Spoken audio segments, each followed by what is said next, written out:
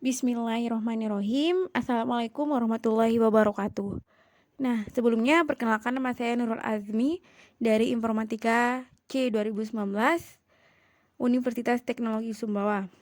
Di video kali ini saya akan menjelaskan tentang paradigma OOP atau Object Oriented Programming. Nah, adapun langkah pertama, di sini saya telah membuat kelas dengan nama kelas sederhana. Nah, ini merupakan codingan yang telah saya buat. Silahkan teman-teman perhatikan codingannya. Nah, selanjutnya adalah penjelasan berdasarkan program yang dipecah, yang mana variabel jumlah karyawan adalah variabel kelas yang dibagi ke semua instance atau objek dari kelas ini. Variabel ini bisa diakses dari dalam atau luar kelas dengan menggunakan notasi titik karyawan, titik jumlah, underscore karyawan. Nah, kemudian proses instansiasi objek, yang mana untuk membuat objek dari sebuah kelas, kita bisa memanggil nama kelas dengan argumen sesuai dengan fungsi. Contohnya itu underscore init underscore buka tutup kurung. Seperti pada contohnya itu pada codingan tersebut. Mengakses atribut objek. Kita bisa mengakses atribut objek dengan menggunakan operator titik.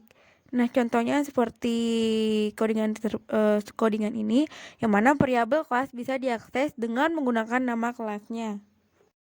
Nah, selanjutnya ini merupakan hasil dari codingan yang telah kita coding sebelumnya, yang mana ada nama, gaji, dan yang mana total karyawannya itu ada 2. Nah, selanjutnya itu ada mengubah atribut objek, yang mana ini setelah mengubah, di sini telah saya blok biru yang mana yang diubah. Nah, ini merupakan tampilan setelah pengubahan atribut objek yang kita lakukan tadi. Selanjutnya menambah atribut objek.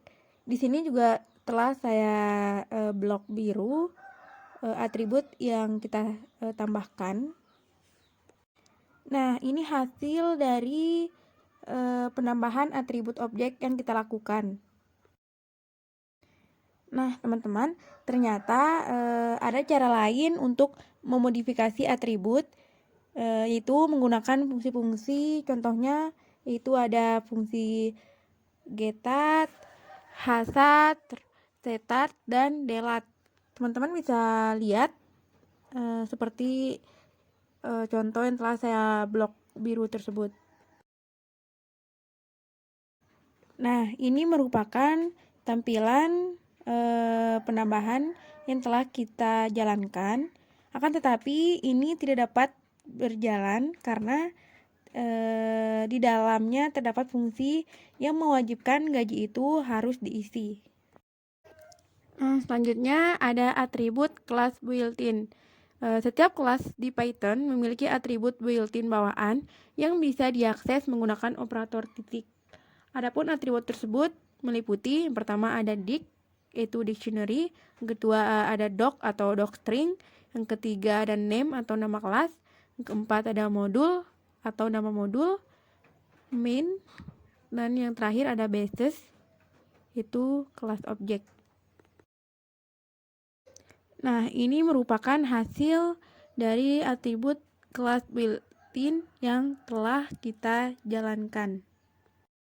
Selanjutnya ada penghancuran objek atau pengumpulan sampah, garbage collection. Python menghapus objek yang sudah tidak terpakai secara otomatis untuk penghemat memori. Proses ini disebut dengan pengumpulan sampah atau garbage collection. Yang mana di sini menggunakan destruktor underscore 2, del underscore 2 lagi, buka tutup kurung, titik. Nah, selanjutnya ada pewarisan atau inheritance class, yang mana ini proses penurunan sebuah kelas ke kelas baru dibandingkan dengan membuat kelas baru dari awal. Turunannya disebut kelas anak atau child class, dan yang mewariskannya disebut kelas induk atau parent class. Sintaksnya teman-teman dapat lihat pada tampilan tersebut. Ini merupakan tampilan setelah kita jalankan codingan tersebut. Ternyata ada cara yang sama untuk membuat atau mewariskan beberapa induk ke satu anak, seperti yang saya tampilkan.